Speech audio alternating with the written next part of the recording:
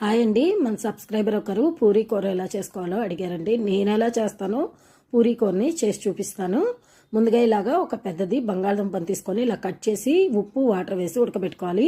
ఇలా కట్ చేయటం వల్ల బంగాళదుంప తొందరగా ఉడుకుతుంది, ఉప్పు బాగా పడుతుంది. శనగపిండిని కూడా ముందుగానే ఇలా కలిపి పక్కన పెట్టుకోవాలి. ఎక్కడ పిండి అనేది లేకుండా స్మూత్గా కలిపి పక్కన పెట్టుకొని ఇప్పుడు గిన్నెలోకి ఆయిల్ వేసుకొని ఆయిల్ వేడయ్యాక సాయమినపప్పు, పచ్చనిపప్పు, ఆవాలను వేయించి కరివేపాకును వేయించి అల్లము పచ్చిమిర్చి ముక్కలను వేయించుకొని ఇలా బారుగా కట్ చేసిన ఉల్లిపాయ ముక్కలను వేసి పసుపు ఉప్పును వేసి ఒకసారి మూత పెట్టి మగ్గించుకోవాలి.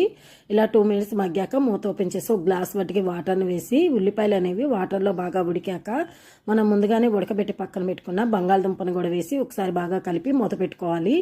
ఇలా ఇవి కూడా కొంచెం ఉడికాక దీనిలోకి మనం కలిపి పెట్టుకున్న శనగపిండిని వేసి మూత పెట్టాక ఇలా 2 మినిట్స్కి ఇలా గట్టి పడుతుంది. కొత్తిమీర వేసి స్టవ్ ఆఫ్ చేసుకోవాలి. అంతేనండి, ఎంతో టేస్టీగా ఉండే పూరీ కర్రీ అయితే రెడీ అండి.